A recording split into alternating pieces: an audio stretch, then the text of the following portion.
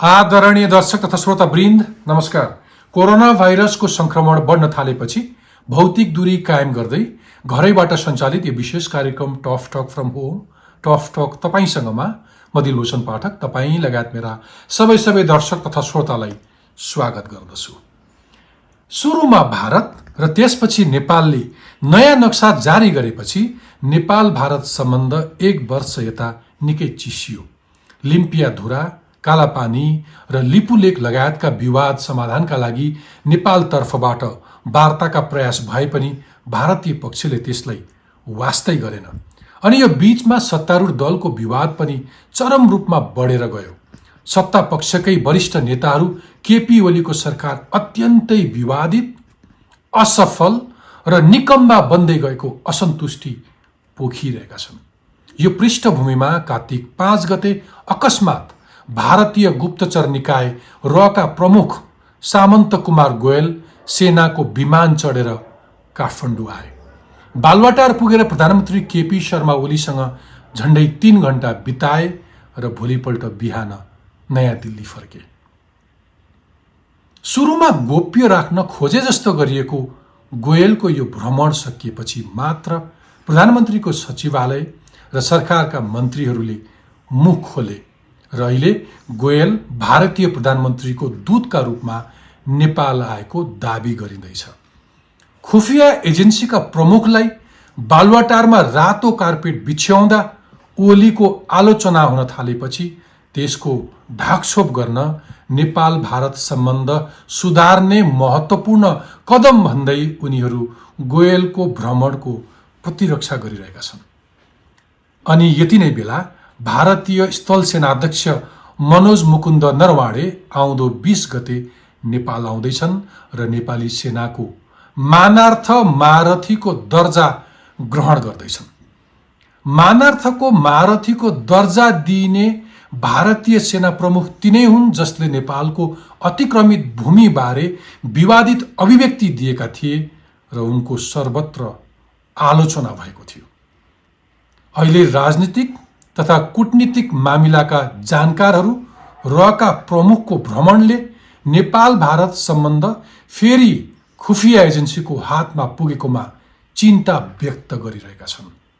नेपालमा सशस्त्र द्वन्द्वकाल, शान्ति प्रक्रिया र संविधान निर्माणका बेला नेपालमा गुप्तचर संयन्त्रको व्यापक चलखेल हुन्थ्यो। संविधान निर्माणपछि भने भारतीय गुप्तचर संयन्त्रको प्रभाव घट्यो भनिन्छ। दुवै मुलुकका प्रधानमन्त्री स्तरका भ्रमण भए। त्यसले नेपाल भारत सम्बन्ध राजनीतिक र कूटनीतिक तहमा उक्लियो।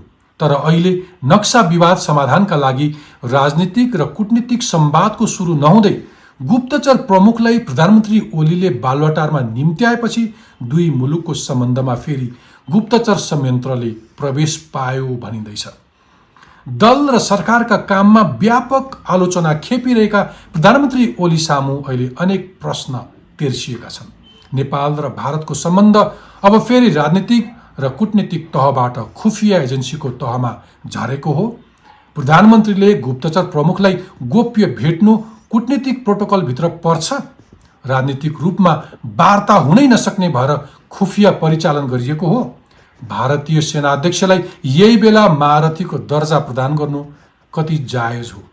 झण्डै 2/3 जनमतको प्रधानमन्त्री बनेका केपी शर्मा ओलीका कदम किन एकपछि अर्को विवादमा पर्दैछन्?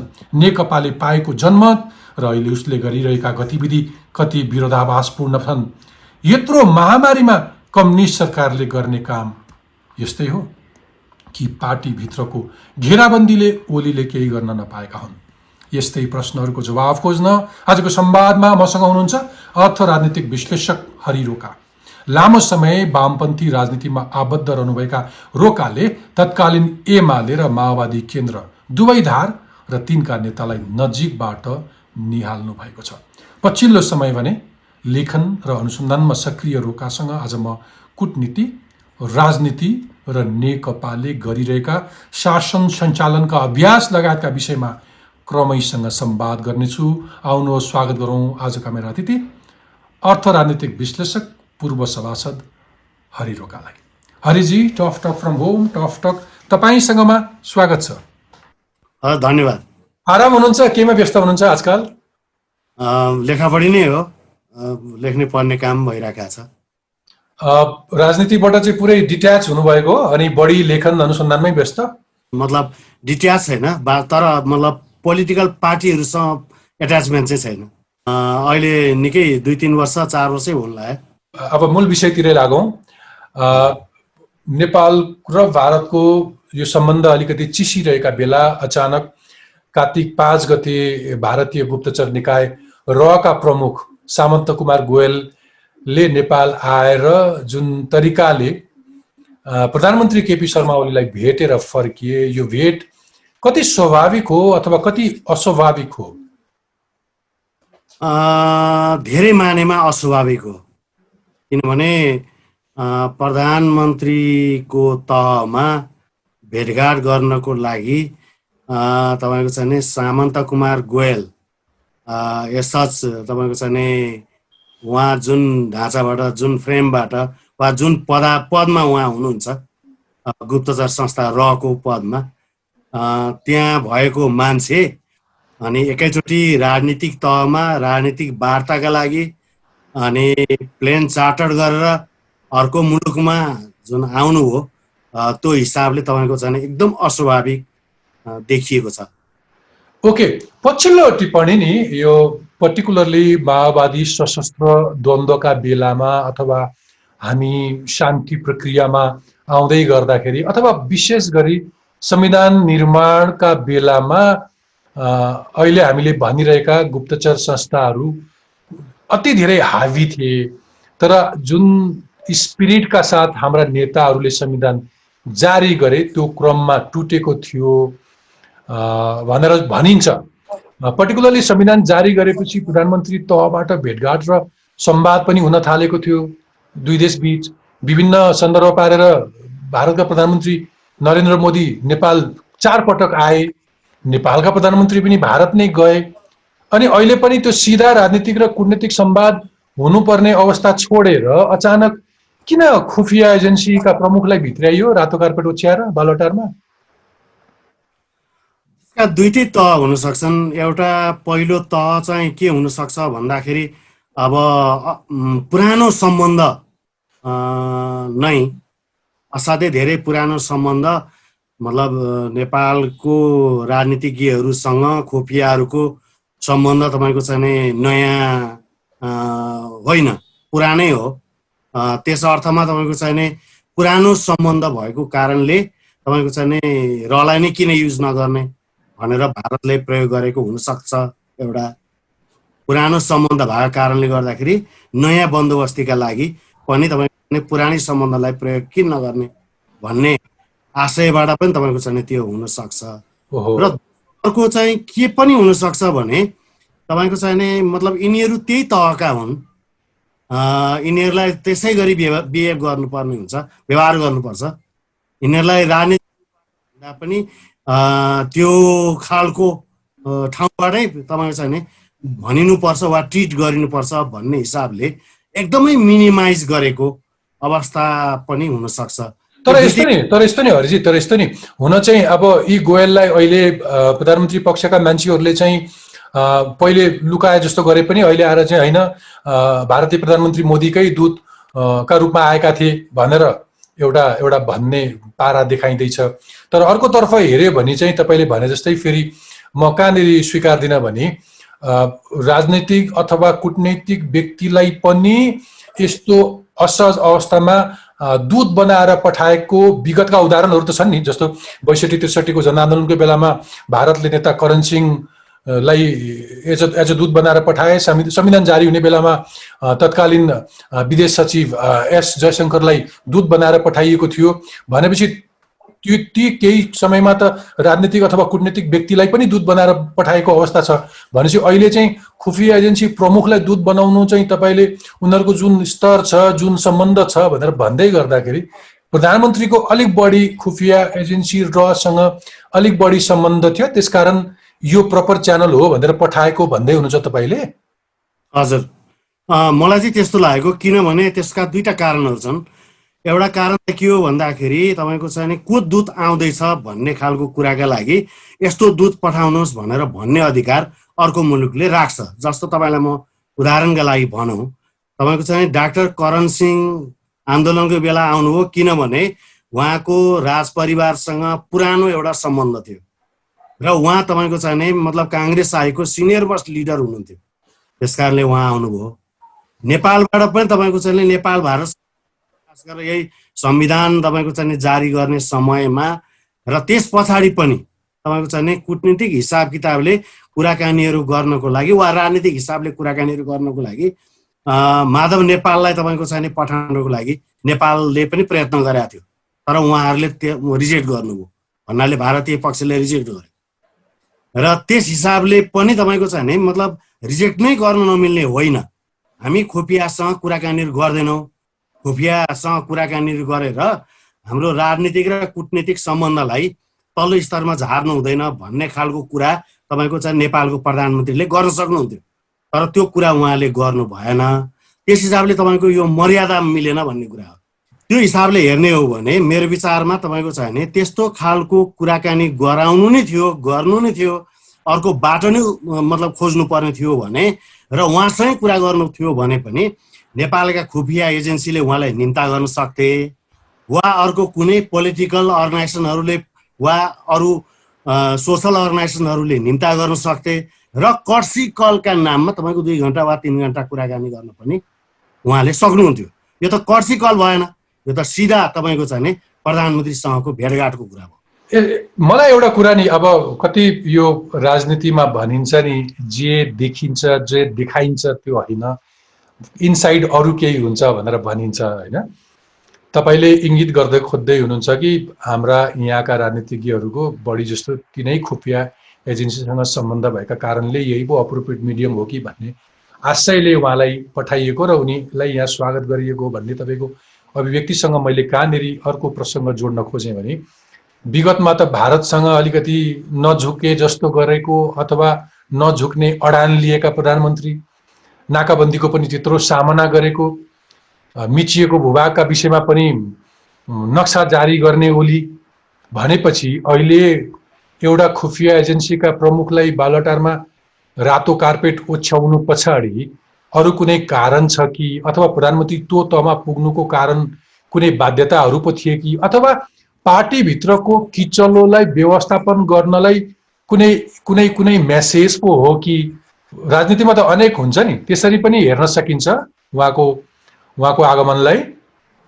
उहाँलाई तपाईँको चाहिँ मेरो विचारमा हाम्रै प्रधानमन्त्रीकै बारेमा कुराकानीहरू गरौँ न। उहाँको मतलब सामन्त कुमार गोयलको बारेमा कुराकानी गर्नुभन्दा पनि हाम्रै प्रधानमन्त्रीले तपाईँको चाहिँ अगुवाई गर्नु भएको थियो तपाईँको कुनै बेला पार्टीलाई, उहाँले अगुवाई गर्नुभएको विषय चाहिँ मतलब महाकाली एकीकृत महाकाली सन्धि थियो, पञ्चेश्वर बाँधका कुराहरू थिए। त्यो बेला उहाँले तपाईँको चाहिँ 2 खर्ब 20 अर्ब रुपियाँको प्रति साल प्रति वर्ष तपाईँको चाहिँ आम्दानी हुन्छ भनेर त्यसलाई पारित गराउनु भएको थियो र त्यो बलमा नै तपाईँको चाहिँ त्यस पछाडि उहाँले अरू उहाँ एट्याच भएका अर्गनाइजेसनहरू जस्तो तपाईँको चाहिँ मदन भण्डारी फाउन्डेसनको कुरा गर्नुहोस्, यसका क्रियाकलापहरूलाई हेर्नुहोस्, त्यसले प्राप्त गरेको सहयोग राशिहरूलाई हेर्नुहोस्, अनि यो जम्मै कुराहरूले पनि तपाईँको चाहिँ मतलब यी सबै कुराहरूलाई हामीलाई तपाईँले अप्ठ्यारो परेको बेलामा वा हाम्रा सम्बन्धहरूलाई तपाईँले यसरी चाहिँ सपोर्ट गर्न सक्नुहुन्छ भन्नका लागि तपाईँको चाहिँ यो एजेन्सीलाई नै तपाईँको भारतीय राजनीतिज्ञहरूले वा भारतीय प्रधानमन्त्री मोदीले प्रयोग गरेको हुनसक्छ। पहिलो कुरा मलाई यस कारणले मैले भनिरहेको छु। दोस्रो कुरा तपाईँको चाहिँ जुन हिसाब किताबले तपाईँको चाहिँ नाकाबन्दी भयो, त्यो नाकाबन्दी लाग्दाखेरि लाग्ने बेलामा तपाईँको चाहिँ सुशील कोइराला प्रधानमन्त्री हुनुहुन्थ्यो, यो पनि हामीले बिर्सन हुँदैन। र त्यस तपाईँको चाहिँ संविधान जारी गरिसकेपछि जारी गर्नुपर्ने बाध्यात्मक स्थिति पनि थियो नेपालमा त्यो बेला होइन। अनि नत्र भने तपाईँको चाहिँ के हुनसक्छ भन्ने खालको अड्कल तपाईँको चाहिँ मेजर त्यतिखेरका 3टा पोलिटिकल पार्टीहरूले अड्कल काटेरै तपाईँको चाहिँ संविधानलाई हतारमा तपाईँको जारी गर्नुपर्ने परिस्थिति बनाएको थियो। त्यसलाई तपाईँको चाहिँ भारतले आफ्ना हिसाब किताबले क्यालकुलेसन गर्यो होला, त्यो कुरालाई पनि हामीले मध्यनजर राख्नुपर्ने हुन्छ। र त्यसपछि आएर तपाईँको चाहिँ नि यो लिम्पियाधुरा कालापानीका कुराहरू तपाईँको चाहिँ नि गएको वर्ष नोभेम्बर महिनामा 1 वर्षै अगाडि भनौँ न 1 वर्ष अगाडि तपाईँको चाहिँ नि यो पनि 2 तारिक नै हो, के अरे नोभेम्बर 2 तारिकमा तपाईँको चाहिँ जुन मतलब नक्सा चाहिँ नि बाहिर लिएर आयो भारतले, त्यो जारी गरिसकेपछि नै तपाईँको चाहिँ नि नेपालले आफ्ना खालका मुद्दाहरूलाई उठायो र तपाईँले पछिल्लो तपाईँको चाहिँ नीति कार्यक्रम जुन गएको तपाईँको चाहिँ नि जेठ महिनाको पहिलो हप्तामै जेठ महिनामा नि होइन वैशाखमै नीति कार्यक्रम जुन राष्ट्रपतिको हातबाट वाचन गर्न लगाइयो, उहाँले तपाईँको वाचन गरेको तपाईँ हेर्नुभयो भने लिम्पियाधुरा कालापानीका बारेमा वा तपाईँको चाहिँ भारतले सडक निर्माण गरेको बारेमा पनि तपाईँको त्यसको प्रसङ्ग जहाँ जसरी भनिएको छ र पछाडि जुन बाध्यात्मक स्थिति आम नेपाली जनता उठिसकेपछि धेरै मान्छेहरूले तपाईँको लेख्ने र पढ्ने र कुराकानी उठाउन थालेपछि मात्रै तपाईँको त्यसलाई सच्याएर तपाईँको चाहिँ नि मतलब ल्याइएको हो र संविधानको अहिले पाठ बनाइयो। र संविधानको पाठ बनाइसकेपछि पनि अहिले जुन खालको कुराकानीहरू भयो त्यसलाई तपाईँको सिलसिलेवार रूपबाट हेरियो भने 3टा कुराहरू देखिन्छन्। पहिलो कुरा के देखिन्छ भने सरकारले तपाईँको चाहिँ नि मतलब यो चाहिँ नि किताबमा छापिएको 9 देखि 12 सम्म पढाइ हुने किताबलाई प्रतिबन्ध आफैले लगायो। दोस्रो तपाईँको चाहिँ नि ईश्वर पोखरेल जो तपाईँको रक्षा मन्त्री हुनुहुन्थ्यो, उहाँ रक्षा मन्त्रीबाट बिना विभागीय प्रधानमन्त्रीको कार्यालय हेर्ने मन्त्रीको रूपबाट स्थानान्तरण गरियो। र तेस्रो पक्ष पनि हेर्नुभयो भने तपाईँको चाहिँ नि मतलब यो अरू सबै कुराहरूमा हल्ला हुने, कुराकानीहरू हुने, छलफल हुने र तपाईँको चाहिँ भारतसँग हाम्रो एकदम अहिले सम्बन्धहरू एकदमै अप्ठ्यारोमा छन् भन्ने खालको कुराहरू हुँदै तपाईँको चाहिँ नि जुन हिसाब किताबले सार्वजनिक रूपबाट नै निमन्त्रणा आमन्त्रण गर्नुपर्ने वा तपाईँको चाहिँ अरू पोलिटिकल पार्टीहरूको बिचमा हामी छलफल र बहस गर्छौँ भन्ने खालको कुराकानी गर्नुपर्ने, यी 3टै कुराहरू चाहिँ भएन। यो नभइकन तपाईँको चाहिँ यो त तपाईँको नेपाल भारत सम्बन्धको कुरा सरकारको कुरा मात्रै होइन, यो प्रतिपक्षको कुरा पनि हो र समग्र देशको कुरा पनि हो। किन भन्दाखेरि हामी तपाईँको चाहिँ छिमेकी हौँ र अलिकति पनि सम्बन्धहरू गडबड हुन साथ त्यसले तपाईँको चाहिँ मुलुकले धेरै अप्ठ्यारो भोग्नु पर्ने हुन्छ। हामी त ती 3वटा तपाईँको चाहिँ नाकाबन्दी झेलेर आयौँ नि, त्यही हिसाबले तपाईँको चाहिँ आम जनताले सबभन्दा बढ्ता दुःख पाउने अवस्था आउँछ। त्यसकारणले यी 3टा कुराहरूलाई ध्यानमा राखेर हेर्ने हो भने पनि सरकारले अलिक गडबड गरे हो कि प्रधानमन्त्रीजीले तपाईँको चाहिँ अलिकति व्यवस्थापन गर्नलाई वा तपाईँको चाहिँ उहाँले अलिकति यो चाहिँ खास गरेर अब रलाई नै तपाईँको चाहिँ नि एडजस्ट गर्न खोज्नु भएको हो कि भन्ने चाहिँ देखिन्छ। ओके, तर जस्तो नक्साकै सवालमा लियौँ कि भारतले आफ्नो नयाँ राजनीतिक नक्सा जारी गर्यो, त्यसको प्रतिक्रिया स्वरूप अरू के सोच्यो, हामीले पनि नक्सा जारी गर्यौँ। अरू विधिहरू कति थिए थाहा छैन, नक्सा फटाफट जारी गर्यौँ। जुन कुरा कूटनीतिक तहमा वार्ता गर्न भारतले मानिरहेको थिएन। यो सन्दर्भमा त गोयलको भ्रमण काम लाग्छ होला नि, त्यसरी स्वाभाविक मान्न सकिँदैन उनको भ्रमणलाई? त्यसरी मान्न सकिँदैन, किनभने तपाईँको चाहिँ भारतले नक्सा जारी गर्दाखेरि पार्लियामेन्टबाट पारित गराएर जारी गरे होइन। नोभेम्बरमा जारी गर्दाखेरि उसले गएको वर्ष नोभेम्बरमा जारी गर्दा पार्लियामेन्टमा पारित गराएर हाम्रो यो हो भनेर गरे होइन, सरकारले बलमिचाइ गरेको भारतीय सरकारले। हामी कहाँ जारी गर्दा हामी तपाईँको चाहिँ 2/3 बहुमतले मात्रै होइन, एब्सोल्युट पूर्ण बहुमतका साथ तपाईँको संसदले जारी गरेको। संसदले जारी गरेको विषय सर्वदलीय मतलब सहमतिमा जारी गरेको विषय सानो कुरा होइन। यसलाई तपाईँको चाहिँ यदि नेपाल भारत सम्बन्धको खास गरेर सिमाना विवादको कुरालाई लिएर तपाईँको चाहिँ सम्बन्ध सुधार्ने कुरा गर्न खोजिएको हो भने तपाईँको चाहिँ यो क्रियाकलापलाई अवाञ्छित क्रियाकलाप भन्नुपर्छ। तर प्रधानमन्त्री निकट व्यक्तिहरू त अन्य मुलुकमा पनि खुफिया प्रमुखहरूसँग प्रधानमन्त्रीले शिष्टाचार भेट गर्छन् भनेर तर्क गरिरहेछन्। अन्यत्र चाहिँ यस्तो हुँदैन कि प्रधानमन्त्रीले खुफिया एजेन्सीका प्रमुखलाई भेट्नै हुँदैन? होइन, त्यसको पनि तपाईँको छ भने खुफिया एजेन्सीको वा अरू कुनै पनि एजेन्सीका मान्छेहरूलाई प्रधानमन्त्रीले भेट्ने भनेको त कर्सी कल हुनसक्छ, तर मेजर कलको कुरा होइन। ओके यो त दुई सम्बन्धको विषयलाई लिएर तपाईँको चाहिँ अर्को मान्छे आएर भेट्दैन। ओके अब अस्ति नेपालको भूमिबारे विवादित अभिव्यक्ति दिने भारतका स्थल सेना अध्यक्ष मुकुन्द नरवाणे आफै आउँदैछन् कार्तिक 20 गते र नेपाल आउँदाखेरि उनले नेपाली सेनाको मानार्थ महारथीको दर्जा ग्रहण गर्दैछन्।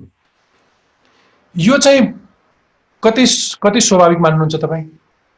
यो पनि अस्वाभाविक हो।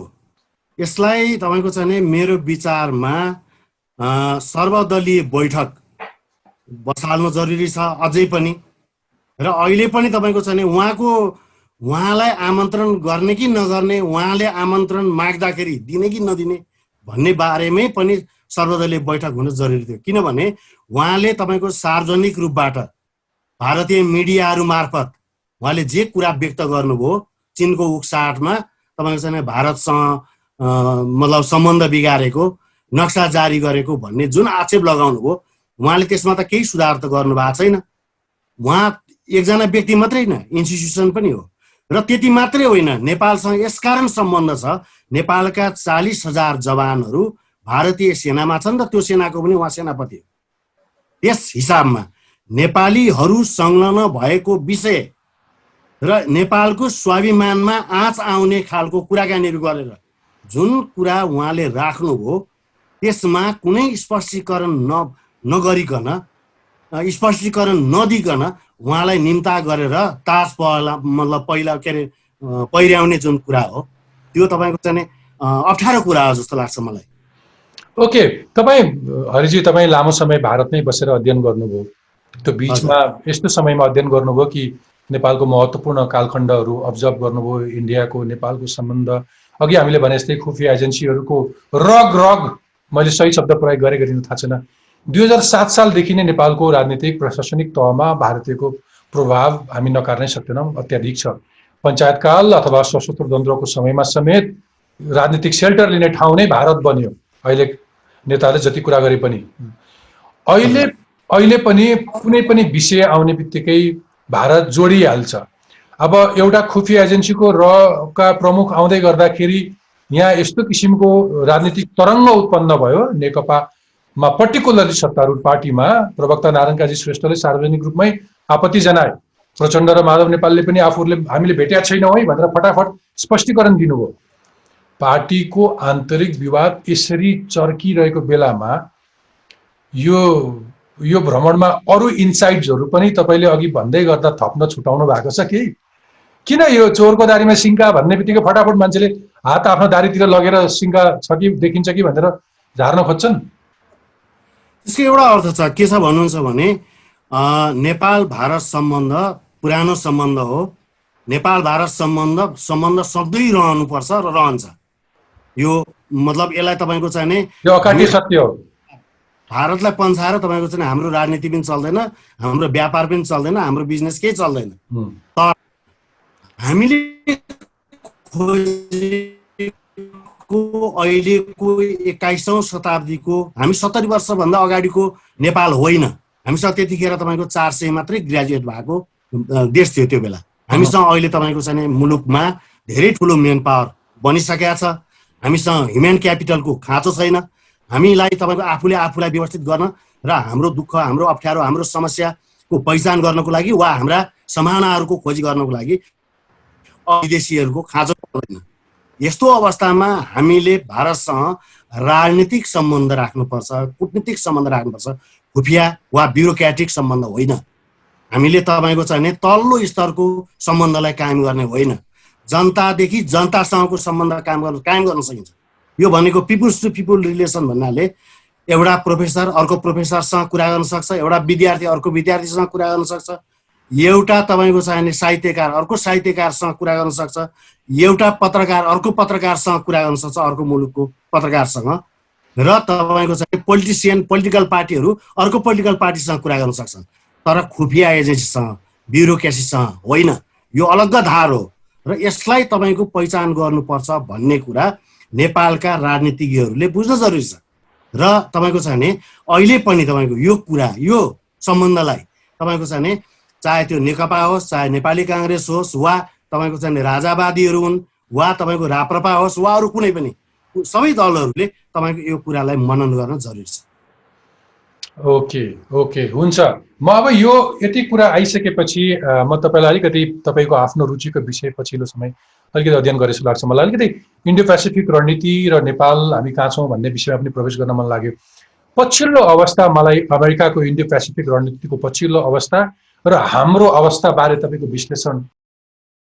इन्डो पेसिफिक रणनीति तपाईँको छ भने यो 2019 भनेको 1 वर्ष अगाडि तपाईँको छ जुनमा एउटा दस्तावेजै प्रकाशित भएको छ, रिपोर्टै प्रकाशित भएको छ।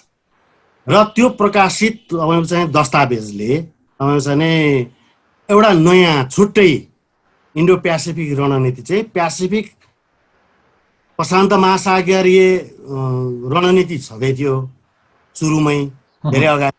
यो अमेरिका, जापान, अस्ट्रेलिया मिलेर गरेका थिए र त्यसलाई तपाईँको छ भने अहिले अझ त्यसलाई फराकिलो बनाउनु पर्छ र त्यो चाहिँ अलिकति फराकिलो होस् भनेर त्यसलाई तपाईँको छ भने उहाँहरूले फराकिलो बनाउनलाई इन्डो पेसिफिक नाम दिनुभयो। त्यो वास्तव एसिया पेसिफिकको ब्रान्च हो। एसिया पेसिफिकको ब्रान्चको मूल उद्देश्य भनेको 3टा मुलुकहरूलाई कन्टेन गर्ने भनेरै लेखेको छ। त्यो चाहिँ चीन, उत्तर कोरिया र रुसलाई कन्टेन गर्ने हिसाब किताबले नै गर्नुपर्छ भनेर त्यसमा लेखिएको छ। अहिले क्वाड भनेर तपाईँको छ भने एउटा मतलब संस्था निर्माण भएको छ र तपाईँको छ भने इन्डिया पनि संलग्न भएको छ। हिजै मात्रै तपाईँको छ भने विदेश सचिव, अब हाम्रोमा विदेश मन्त्री भन्ने चलन छ, विदेश मन्त्री मतलब अमेरिकन विदेश मन्त्री पम्पियो चाहिँ तपाईँको छ भने भारत भ्रमणमा आउनुभएको थियो। अब अहिले श्रीलङ्का जाँदै हुनुहुन्छ, त्यहाँबाट उहाँ चाहिँ नि मालदिप्स जानुहुन्छ र त्यहाँबाट फर्किँदै हुनुहुन्छ। उहाँहरू हिजो नै तपाईँको छ भने भारतीय रक्षा मन्त्रीसँग उहाँहरूले एउटा प्याक्ट पनि गर्नुभयो। बिल्कुल। र हिसाब किताबले उहाँहरू सैन्य रणनीति अन्तर्गत तपाईँको छ भने भारत अब अमेरिकाको पोल्टामा जान खोजेको हो कि यो ट्रम्पको रणनीति अन्तर्गत लाग्न खोजेका हो कि भन्ने तपाईँको छ भने भएको छ। र अब एकदमै सिधा तपाईँको चीन, रुस र उत्तर कोरियालाई कन्टेन गर्ने गरी उनका सारा कुराहरूलाई हिसाब किताब गर्ने गरी निर्माण गरिएको रणनीतिमा तपाईँको छ भने भारत चाहिँ छिर्यो। अब भारत सँगसँगै तपाईँको छ भने नेपाललाई छिराउनु पर्छ कि भनेर वा त्यही कुराकानीहरू गर्नको लागि पनि तपाईँको छ भने सामन्त गोयल आएका हुन् कि भन्ने मलाई तपाईँको छ भने लागिरहेको छ। ओके, अब त्यो कुराहरूले त भोलि हाम्रो बेल्ट एन्ड रोड इनिसिएटिभ्सदेखि लिएर BRI-मा हाम्रो आफ्नो पोजिसनदेखि लिएर अरू धेरै कुराहरू आउँछ। हामी कुनै शीत युद्ध चरम बिन्दुमा पुगेका बेलामा पनि हामी एउटा असंलग्न नीति अपनाएर बसिरहेका मान्छे, यो मैले तपाईँलाई कहाँनिर जोड्न खोजेको भने यो इन्डो पेसिफिकको रणनीतिको बारेमा सोध्न किन खोजेँ भने यो ग्लोबल एउटा पोलिटिकल स्ट्राटेजीमा मेजर ठुला राष्ट्रहरूले एक किसिमको तयारी गर्दै गरेको अवस्था, चीन र भारतको एक किसिमको दूरी बढिरहेको अवस्थामा हाम्रो आफ्नो कूटनीतिक परिपक्वता चाहिँ कहाँ देखियो? हामी कुन रूपमा चिन्तन मनन गरेका छौँ, छलफल गरेका छौँ, अथवा यो दृष्टिकोण बनाइरहेका छौँ? हामी त्यतातिर छौँ कि हामी जसले पनि खेलाउँदाखेरि खेलिने फुटबल मात्रै हौँ, ठुला बिरालाको मुसा मात्रै हौँ? हामीले तपाईँको छ भने अहिलेको सन्दर्भमा यो जुन त्यही अघि मैले जुन कुराकानी गरेँ, जुन ढाँचाको कुराकानी गरेँ र हाम्रो सम्बन्ध कसरी विस्तार भयो, हाम्रो प्रधानमन्त्रीसँगको सम्बन्धको कुरा पनि मैले अघि जोडेर हेरेँ, मैले जस्तो महाकाली सन्धिबाट सुरु भएको यात्रा यहाँसम्म आइपुग्दाखेरि कसरी भएको छ भनेर मैले बाइदेऊ एउटा तपाईँको छ भने नयाँ पत्रिकामा एउटा लेख लेखेको थिएँ। त्यो चाहिँ तपाईँको छ भने प्रधानमन्त्रीको डाभोस भ्रमणलाई लिएर थियो। त्यसभन्दा अगाडि उहाँ तपाईँको छ भने भियतनाम र कम्बोडियाको भ्रमण गर्नुभएको थियो, जो तपाईँको छ भने मतलब भियतनाम र चीन तपाईँको चाहिँ आफूलाई समाजवादी नै भन्छन् र एक अर्काका बिचमा तपाईँको चाहिँ अत्यन्त ठुलो गहिरो उहाँहरूका बिचमा अन्तर्विरोध पनि छ र उहाँहरू कहिलेकाहीँ तपाईँको लडाइँ लड्नैका लागि पनि लडिदिनु पनि हुन्छ, लड्नु पनि भएको होइन।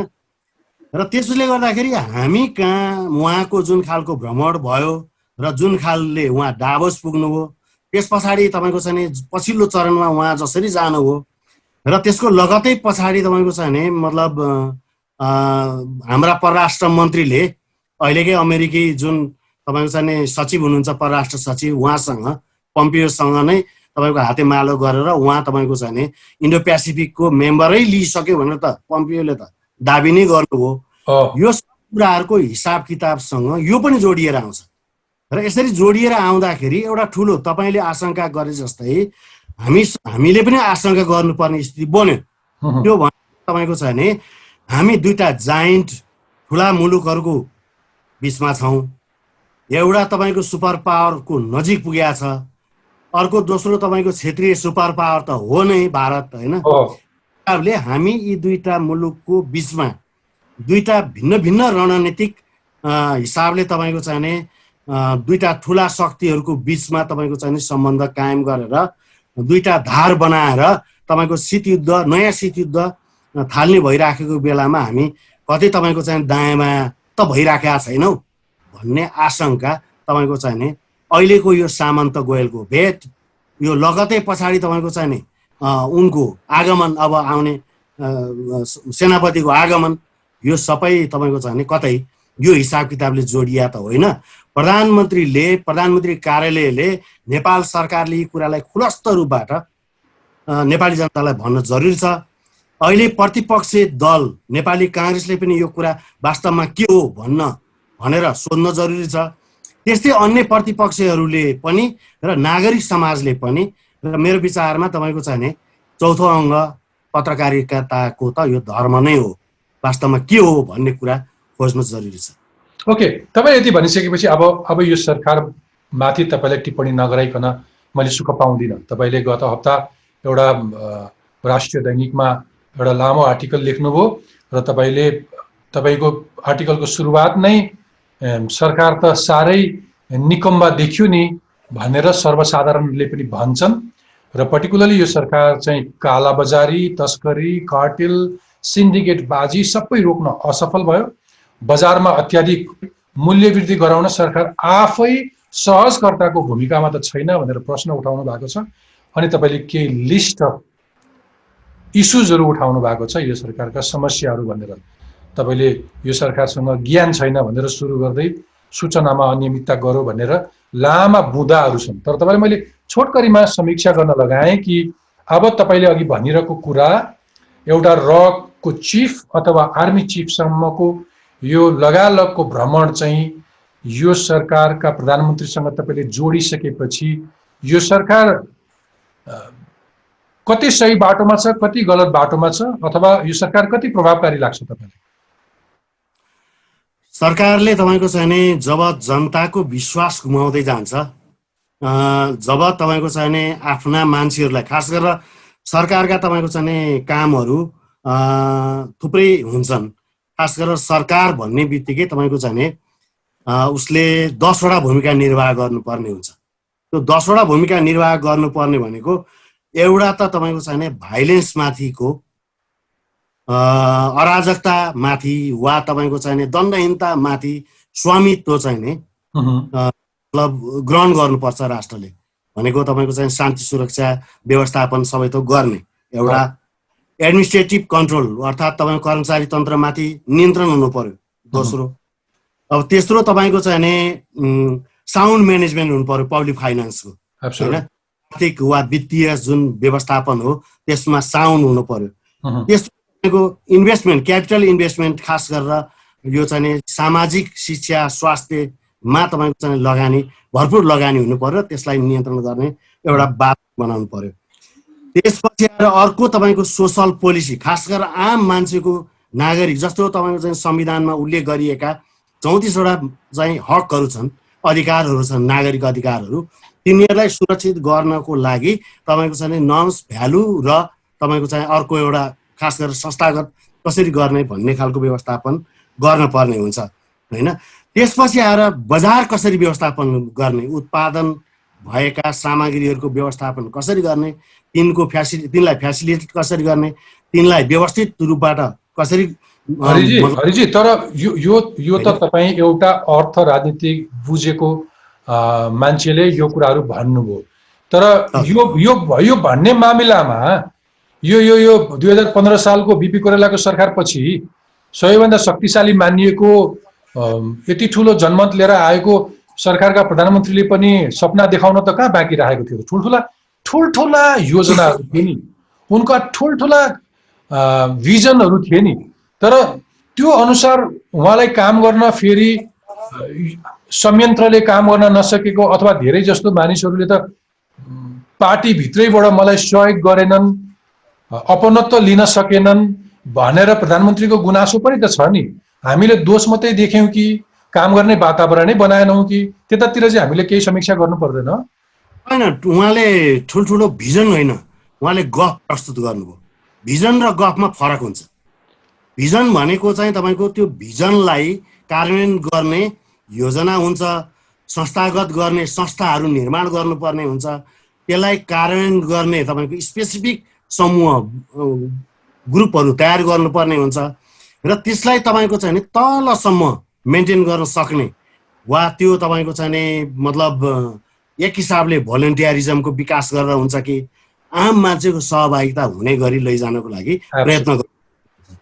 त्यस कारणले भिजन भनेको त्यो गफ चाहिँ के हुन्छ भने प्रशान्त महासागरको जहाज तपाईँको चाहिँ नि काठमाडौँ छेउको उसमा चाहिँ नि नदीमा ल्याइपुर्याउने भन्ने खालको गफ हुनसक्छ। गफले तपाईँको चाहिँ नि चुच्चे दुईटा रेल तपाईँको चाहिँ नि एउटा दिल्लीबाट र अर्को बेजिङबाट काठमाडौँ जोड्ने भन्न सकिन्छ। तर त्यसलाई कार्यान्वयन गर्नको लागि चाहिँ योजना चाहिन्छ, संस्थाहरू चाहिन्छन् र त्यसका लागि तपाईँको चाहिँ नि बजेटिङको आवश्यक हुन्छ र त्यसका लागि तपाईँको मेन पावर ह्युमन क्यापिटलको कुरा हुन्छ। यो कुरा नगरिकन गर्नु भने चाहिँ गफ हुन्छ। तर यस्तो नि अब यो केही नभइरहेको मुलुकमा केही गर्नको लागि त मान्छेसँग केही गट्स पनि चाहियो, आफ्नो कुनै एउटा स्टाइल पनि चाहियो होइन। मेरो प्रश्न के हो भने ओलीको कार्यशैलीमा अरू हिँड्न नसकेका हुन् या ओली अलिक बढी स्वेच्छाचारी भएका हुन्? उहाँलाई तपाईँको चाहिँ नि मैले हेर्दाखेरि यो गएको तपाईँको चाहिँ नि 2.5 वर्ष, अब त पाउने 3 वर्षै हुन लाग्यो। पाउने 3 वर्षको अवधिमा अहिले तपाईँको चाहिँ खिचलो भनेको त वैशाखको 8 गतेबाट यता मात्रै सुरु भयो। त्योभन्दा अगाडि उहाँलाई कसैले पनि औँलो उठाए जस्तो, उहाँलाई तपाईँले यस्तो गर्नुहोस् र उसो गर्नुहोस् भनेको जस्तो मैले चाहिँ देख्दिनँ। खासमा तपाईँको चाहिँ उहाँलाई टिमै बनाउनको लागि, उहाँलाई मन्त्री नै बनाउनको लागि, उहाँलाई तपाईँको नीति कार्यक्रमै तय गर्नको लागि उहाँका प्लानिङ कमिसन उहाँले बनाउनु भयो। उहाँकै नियन्त्रणमा अहिले पनि छ। मन्त्रीहरू तपाईँको चाहिँ कसलाई कुन मन्त्री बनाउने भन्ने कुरा उहाँले नै गर्नुभयो र त्यो सबै कुराहरूको हिसाब किताब गर्ने हो भने उहाँलाई तपाईँको चाहिँ कसैले पनि रोके जस्तो मलाई लाग्दैन। उहाँले जुन टिम बनाउनु भयो वा जुन खालको काम लिएर उहाँले अगाडि बढ्नुभयो वा जुन कार्यशैली उहाँले निर्माण गर्नुभयो र जुन खालको हथकण्डाहरू खास गरेर तपाईँको चाहिँ एक पछाडि अर्को गल्ती कमजोरीहरूलाई तपाईँको चाहिँ कार्पेट पनि छोप्दै जानुभयो होइन र अनियन्त्रित रूपबाट भ्रष्टाचार गर्ने जुन एउटा वातावरण बन्दै गयो होइन। जस्तो तपाईँको चाहिँ वाइड बडीदेखि लिएर तपाईँको प्राकृतिक स्रोत साधनहरूदेखि लिएर तपाईँको चाहिँ मतलब मेसिन खरिद गर्नेदेखि लिएर यी सबै कुराहरूमा तपाईँको चाहिँ जुन खालको वातावरण बन्दै गए यसले तपाईँको चाहिँ उहाँमाथि प्रश्नहरू उठ्दै गए र अहिले तपाईँको लगभग क्लाइमेक्समा पुगेको छ। ओके, अब मलाई त्यसो भए भनिदिनुहोस् कि यो पछिल्लो पटक प्रधानमन्त्री ओलीको राजीनामा माग्ने काम भइरहेको छ पार्टीभित्रैबाट। भदौ 26मा स्थायी कमिटीको बैठकले केही मिलाए जस्तो गर्यो।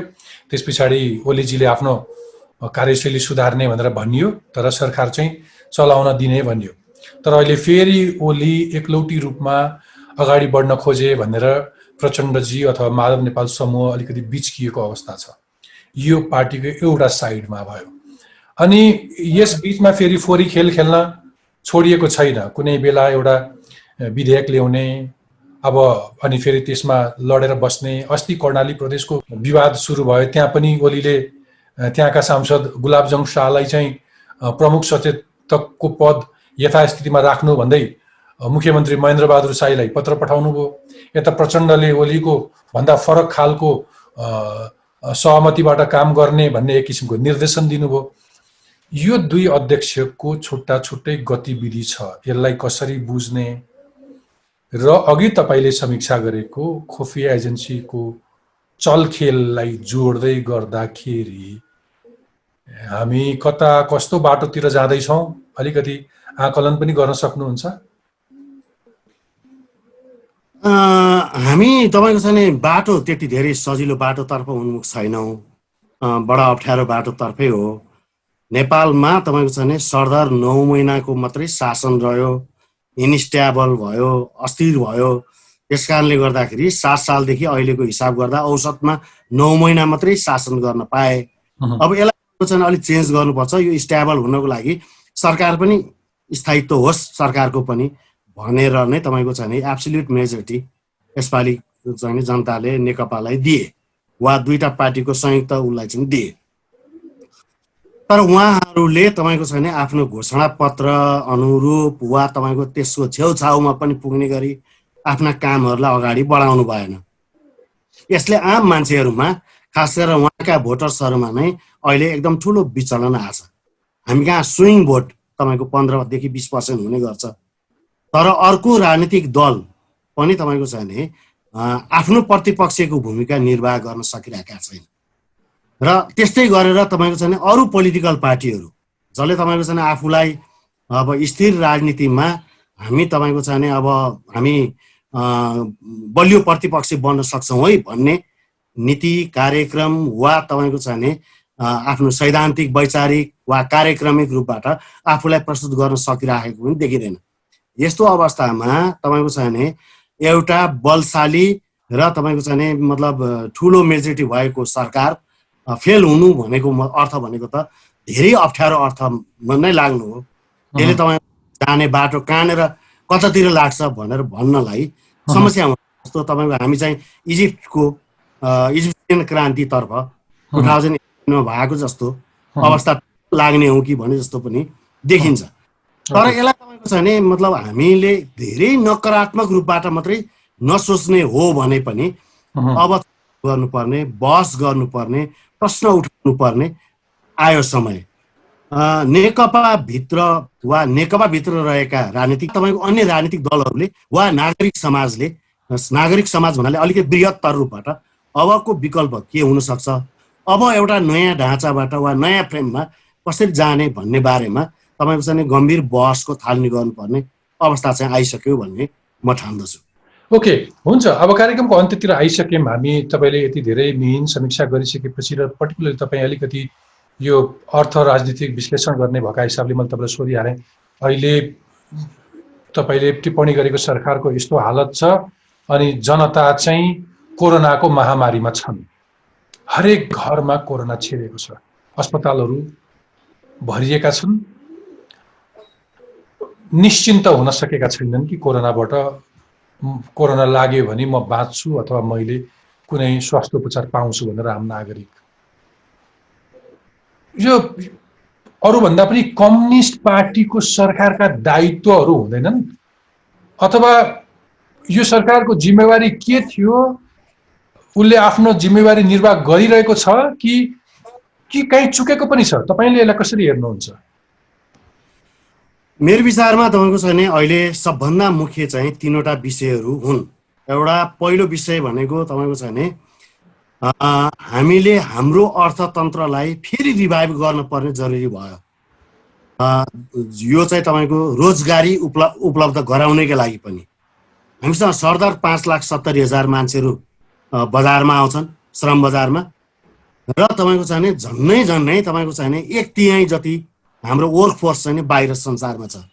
र त्यो वर्कफोर्स तपाईँको चाहिँ अब त्यहाँ काम गर्न नसक्ने वा त्यो डिक्रिजिङ पोजिसनमा छ, ओह्रालो झर्दैछ र त्यसलाई तपाईँको नेपालमै खपत गराउनु पर्ने अवस्था पनि आउँदैछ। त्यस कारणले गर्दाखेरि जति फर्केका छन् 5-10% मात्रै फर्केका हुन् र धेरै मान्छेहरूलाई फर्काउनको लागि हामीले तपाईँको नयाँ अर्थतन्त्रको नयाँ रूप तपाईँको चाहिँ त्यसलाई सोच्नु पर्ने जरुरी छ, पहिलो कुरा। दोस्रो कुरा तपाईँको चाहिँ कोरोना महामारीले हामीलाई के देखायो भने हाम्रो स्वास्थ्य क्षेत्र सबभन्दा कमजोर छ।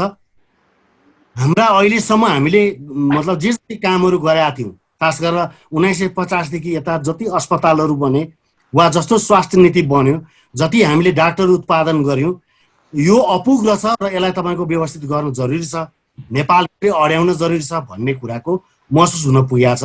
र त्यसकारणले हाम्रो शिक्षा र स्वास्थ्यको नीतिलाई सार्वजनिक रूपबाट सरकारको दायित्व वा राज्यको दायित्व भित्र पारेर लिएर जानु जरुरी छ। तेस्रो कुरा तपाईँको चाहिँ हामीले अर्को एउटा गर्नुपर्ने काम भनेको खाद्यान्नको जो हो।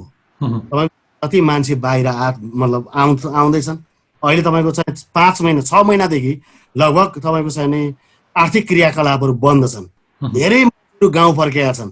गाउँमा पनि तपाईँको खेतीपाती गर्ने पुरानो ढाँचा भन्दा फरक भएको छ होइन। हामीसँग गोरु छैनन्, हामीसँग मल छैन, हामीसँग बिउ छैन, हामीसँग तपाईँको चाहिँ हिजोको जस्तो परिवार छैन, हामीसँग हिजोको जस्तो फन्ड छैन, पैसा पनि छैन, सिँचाइ त छँदै छैन, आकाशमै भर पर्नुपर्छ। कृषिलाई तपाईँको चाहिँ कसरी व्यवस्थित गर्ने भन्ने बारेमा सबभन्दा ध्यान दिनुपर्ने अवस्था छ। त्यसैले अरू धेरै खर्चहरूलाई कटौती गरेर जीविकोपार्जनलाई व्यवस्थित गर्नुपर्ने हो। र यही कुरा तपाईँ यो जुन सरकार हो, यो सरकार तपाईँको चाहिँ मैले पनि भोट दिएको सरकार हो, वामपन्थी सरकार भनेर। तर यो चाहिँ तपाईँको कम्युनिस्टका कुरै छोडिदिनुहोस्, वामपन्थी पनि रहेन। यो वामपन्थीको नाममा भयङ्कर दक्षिणपन्थ र तपाईँको चाहिँ गैर जिम्मेवार आम नागरिकको पक्षमा कहीँ कुराकानी गर्न नसक्ने, खाद्यान्नको सुरक्षा गर्न सक्ने, तपाईँको चाहिँ शिक्षाको मतलब सुरक्षा गर्न सक्ने, स्वास्थ्यको सुरक्षा गर्न सक्ने र आम जनताको सुरक्षा कुनै पनि सुरक्षा प्रत्याभूति दिन नसक्ने सरकारको रूपबाट निकम्मा सरकार भएको छ। र यसलाई तपाईँको चाहिँ नेकपा भित्रैबाट यसलाई रुट आउट गर्नुपर्ने हो। सक्दैनन् भने तपाईँको चाहिँ जनताले रुट आउट गर्छ र गर्ने समय आउँदैछ, मलाई त्यस्तो लाग्छ। तर तपाईँको अघिको विश्लेषणलाई अर्थ लगाउने हो भने यो बुझ्न गाह्रो भएन कि केपी ओली जुनसुकै शर्तमा पनि आफ्नो सरकार टिकाउन खोज्दैछन्। हजुर। र यही खालको शासनको निरन्तरता चलिरहन्छ, चलाउन उहाँले प्रयत्न गर्नुहुन्छ र त्यसको विरुद्ध तपाईँको रिभोल्ट हुन जरुरी छ।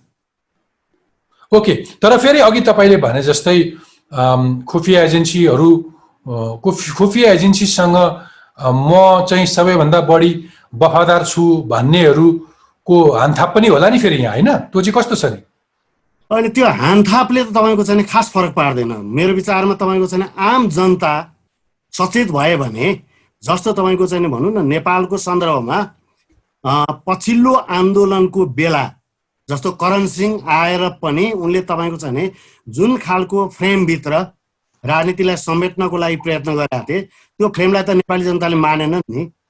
तपाईँको कुरा मैले बुझेँ, तर मैले तपाईँलाई ओके, अब अघि हामीले त्यो एउटा सुशासनको एउटा सग्लो एउटा स्वच्छ राजनीतिले एउटा गति पाओस्, नेपालीहरूले आफ्नो भविष्य आफूले निर्धारण गर्ने हो, नेताहरूमा एक किसिमको आत्मविश्वास हुनुपर्छ भन्ने खालको आशय त हो नि एउटा कुनै खुफिया एजेन्सीका बारेमा यति धेरै टिप्पणी गर्दै गर्दाखेरि।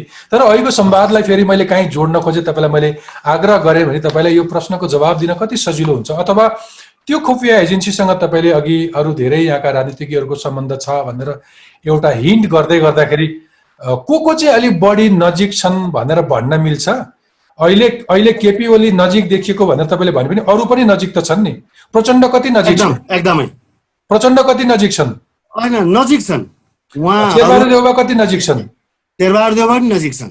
केपी ओली त नजिक भइहाले। माधव कुमार नेपाल एकदमै उहाँ पनि नजिकै हुनुहुन्छ। झलनाथ खनाल? झलनाथ खनालको बारेमा भन्न सकिँदैन, आफै बुझ्ने। हजुर। ईश्वर पोखरेल? भन्न सकिँदैन उहाँको बारेमा। वामदेवजी?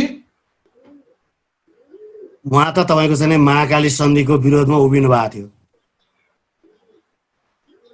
बाबुराम भट्टराई? उहाँ त तपाईँको हिन्ट्स बुझ्नुहुन्छ होइन, कति धेरैको चाहिँ फेरि देखेको र नदेखेको फरक पर्छ। देखिए जस्तो हुँदैन भन्छ नि, उहाँ देखिए जस्तै देखिनुहुन्छ। भनेपछि तपाईँ यो भन्दै हुनुहुन्छ कि भारतीय खुफिया एजेन्सी र अथवा भारतसँग सबै नेताहरू परास्त छन्, भन्ने हिन्ट दिँदै हुनुहुन्छ। किनभने लामो समय तपाईँको पोलिटिकल एक्टिभिटिजहरू वा पोलिटिकल रिलेसन रहेन। खास गरेर बिपी कोइराला र पछिल्लो चरणमा मनमोहन अधिकारीको सरकार पछाडि हामी कहाँ तपाईँको चाहिँ हाम्रा सरकारहरूको बिचमा राजनीतिक सम्बन्ध भन्दा ब्युरोक्रेटिक र खुफिया सम्बन्ध रहँदै आयो। त्यसले गर्दाखेरि खुफियाहरूले तपाईँको चाहिँ खोपीमा पुग्ने मौका पाए। हाम्रा राजनेताहरूको वा राजनीतिक नेताहरूको खोपीमा पुग्ने अवसर उनीहरूले पाए। पोलिटिकल रिलेसन रहेन। मैले अघि भने पिपुल्स टु पिपुल रिलेसन भनेको पोलिटिकल पार्टीहरूको बिचको रिलेसन, प्रोफेसरहरूको बिचको रिलेसन, पत्रकारहरूको बिचको रिलेसन, इन्टेलेक्चुअलहरूको बिचको रिलेसन, यो चाहिँ पिपुल्स टु पिपुल रिलेसन बनाउने कुराहरू हुन्। यो कमजोर भएपछि खुफियाहरू ब्युरोक्राट्सहरू नै हाबी हुने हुन्। हरिजी, तर म अक्सर यो कार्यक्रम बिट मार्नु अलिकति पोजिटिभ नोटमा बिट मार्छु। यसलाई अलिकति पोजिटिभ नोटमा बिट मार्दाखेरि चाहिँ यो किसिमको फोरी अथवा यो किसिमको लोभी भनौँ न, लोभी हो नि, लोभले हो नि यस्तो लाग्छ। यो खालको लोभी राजनीतिबाट अलिकति स्वच्छ, अलिक इमान्दार राजनीतितर्फ अगाडि बढ्न तपाईँको केही टिप्स लिन्छु अनि म कार्यक्रमलाई बिट मार्छु। के त, वाट नेक्स्ट? मेरो विचारमा तपाईँले अघि कल गर्नुहुन्थ्यो people to people, people powerful हुनुपर्छ, पिपलले रियाक्ट गर्नुपर्छ भनेर भन्दै हुन्थ्यो। म पनि पिपल, सिटिजन अथवा सिभिल सोसाइटीको मेजर रोल हुन्छ राजनीतिकलाई शुद्ध बनाउनलाई, देशलाई अगाडि बढाउनलाई भनेर भन्छु नै। तपाईँको मुखबाट फेरि सुन्छु। मेरो विचारमा तपाईँको चाहिँ अहिलेका युवाहरू अहिले तपाईँको चाहिँ बजारमा, पुस्तक बजारमा पुस्तकहरूको बिक्री हेर्दा युवाहरूले थुप्रै पुस्तकहरू किन्छन् र पढ्छन् भन्ने बुझिन आएको छ तुलनात्मक रूपबाट। त्यो हिसाबले म के आशावादी छु भने तपाईँको चाहिँ नयाँ युवाहरूले राजनीतिक दल, भएकै राजनीतिक दलमा इन्टरभेन गर्नलाई पनि जान सक्छन्, नयाँ राजनीतिक दल निर्माण गर्न पनि सक्छन्। हामी तपाईँको मल्टी पार्टी डेमोक्रेसीको पक्षमा छौँ र हामी अहिलेसम्म वकालत गर्दै आयौँ, लडेरै आयौँ त्यसैका लागि। त्यस कारणले गर्दाखेरि युवाहरूले तपाईँको अब सोच्ने बेला आयो। हामी विकल्प दिन सक्छौँ। हाम्रो अर्थ राजनीति वा सामाजिक प्रणालीलाई हामी एकदम व्यवस्थित बनाएर लिएर जान सक्छौँ। भुइँसम्म वा अर्थात् तपाईँको आम जनताको तहसम्म एउटा नयाँ राजनीतिक वातावरण तयार गर्न सक्छौँ भन्ने आँट लिएर तपाईँको चाहिँ कोही आउने हो भने तपाईँको एउटा नयाँ तर हरिजी, अब फेरि म एन्ड गर्न खोजेको, तर फेरि अर्को कुरा आइहाल्यो। तर एक दुईवटा देखेका युवा अलिकति आश लाग्दा नेताहरू पनि तिनै करप्ट, तिनै अघि तपाईँले भने जस्तै खुफिया एजेन्सीबाट चल्ने मान्छेहरूको एजेन्डा बोकेर हिँड्दै भने त फेरि अर्को युवा जमातलाई अथवा युवा पुस्तालाई अर्को धोका हुने भयो नि फेरि, होइन? अहिले पनि तपाईँको हामीले के आशा गर्नुपर्छ भने तपाईँको चाहिँ नेकपा भित्रैबाट, नेपाली काङ्ग्रेसबाटै वा तपाईँको चाहिँ इभेन राप्रपा वा तपाईँको चाहिँ अरू पोलिटिकल पार्टीहरूभित्र पनि त्यस्ता हुनार मान्छेहरू छन् जसले तपाईँको चाहिँ आफूलाई गलत दिशातर्फ नहिँडाउन पनि सक्छन्। उनीहरूले गर्न जरुरी छ र एउटा नयाँ पानाको, एउटा नयाँ व्यवस्थापनका लागि एउटा नयाँ तपाईँको चाहिँ पोलिटिकल पार्टी जन्माउन सक्छन्। विश्वास राख्नुपर्छ। यो राम्रो नोट थियो र म अक्सर मेरो कार्यक्रममा चाहिँ म के भन्छु भने मैले तपाईँलाई सोध्ने अथवा टकमा दिलभूषण पाठकले मात्रै प्रश्न गर्ने होइन कि एउटा नागरिकले आफूले भोट दिएर जिताएका नेतालाई पनि प्रश्न सोधिरहने। तिमीले मसँग भोट माग्न आउँदाखेरि के भनेका थियौ, तिमीले घोषणापत्रमा भनेका कुराहरू कति पुरा गर्यौ, त्यो क्रस चेक मात्रै गर्न सक्यो नागरिकले आफूले भोट हालेका नेता अथवा जनप्रतिनिधिलाई यो मात्रै प्रश्न गर्न सोच सकिरहे भनी पनि त्यसले हामीलाई सुशासनको गतिमा अगाडि बढाउँछ जस्तो लाग्छ मलाई त्यो बाटोमा। हरिजी, तपाईँको महत्त्वपूर्ण समय र विचारका लागि धेरै धेरै धन्यवाद। यहाँलाई पनि धन्यवाद। Thank you. दर्शकवृन्द, कार्यक्रमको अन्त्यमा तपाईँको प्रश्न। नमस्कार, म आशा परियार, ललितपुर जिल्ला, बागमती प्रदेशबाट। मेरो प्रश्न रहेको छ कानुन तथा न्याय मन्त्रीज्यूलाई। अहिलेको वर्तमान परिप्रेक्ष्यलाई एकदमै निहालेर हेर्दाखेरि विभिन्न अपराधहरू बढिरहेको छ।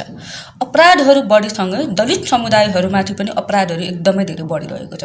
उहाँहरूमाथि हुने हिंसा, उहाँहरूमाथि हुने बलात्कार, छुवाछुतको व्यवहार, यी सबै कुराहरू बढिरहेको छ। अझ कतिपय उहाँहरूमाथि हुने अपराधहरू त बाहिर आउन पनि सक्दैन, मिडियासम्म आउन पनि सक्दैन, बाहिर आम मान्छेसम्म आउन पनि सक्दैन, आयो भने पनि न्यायको उचाइसम्म पुग्न पनि सक्दैन। र अर्को कुरा, अन्तर्जातीय प्रेम र अन्तर्जातीय विवाह गरेकै कारणले गर्दाखेरि कतिपय दलितहरूको ज्यान पनि लिइरहेको छ भने उहाँहरूमाथि गलत आरोप लगाएर विभिन्न किसिमको सजायहरू दिने क्रम पनि चलिरहेको छ। यसरी उहाँहरूमाथि अपराध बढिरहँदाखेरि उहाँहरूलाई न्याय चाहिँदैन कि तपाईँको न्याय पेपरमा मात्र सीमित हो? म दिलीप पौडेल, प्रदेश नम्बर 2 सर्लाही जिल्ला बागमती नगरपालिकाबाट। मेरो प्रश्न चाहिँ स्वास्थ्य मन्त्रालयमा रहनुभएका प्रवक्ता डाक्टर जागेश्वर गौतमज्यूलाई छ। जुन तरिकाले चाहिँ आज कोभिड टेस्टिङ दिन प्रतिदिन बढिरहेको छ र पोजिटिभ आउने केसेसहरू पनि निकै नै बढी छ र यो समयमा चाहिँ स्वास्थ्य मन्त्रालयले यो पोजिटिभ आउने बिरामीलाई चाहिँ कुन तरिकाले राखिरहेको छ र आज अस्पतालहरूमा चाहिँ आइसियु, भेन्टिलेटर र जनरल बेडहरू पनि नपाएको अवस्था छ र त्यो सिस्टमको लागि चाहिँ स्वास्थ्य मन्त्रालयले के कस्तो पहलहरू गर्छ र चाहिँ यो बिरामी हेरचाहको लागि चाहिँ नेपाल सरकारको तर्फबाट चाहिँ कुन तरिकाको सुविधाहरू चाहिँ प्रदान गरिनेछ? म ओजेस श्रीमाल, बागमती प्रदेश काठमाडौँ जिल्लाबाट।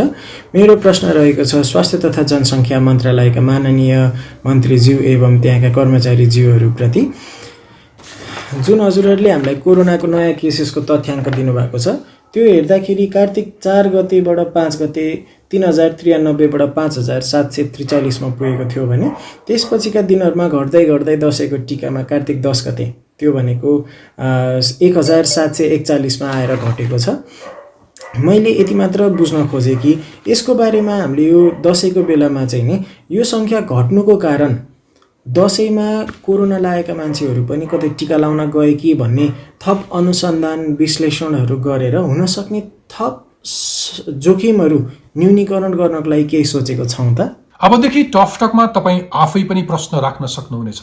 सरकारमा बस्ने हुन् वा प्रशासन चलाउने, सार्वजनिक ओहदामा बस्ने हुन् वा समाजका जिम्मेवार व्यक्तिहरू, तपाईँ जसलाई पनि प्रश्न गर्न सक्नुहुनेछ। उत्तर नआउन पनि सक्छ, तर प्रश्नको प्रभाव अनेक किसिमले परिरहेकै हुन्छ।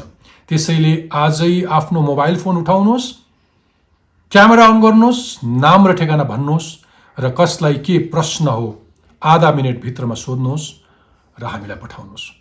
हामी सबैभन्दा राम्रा प्रश्नहरूलाई कार्यक्रममा समावेश गर्नेछौँ।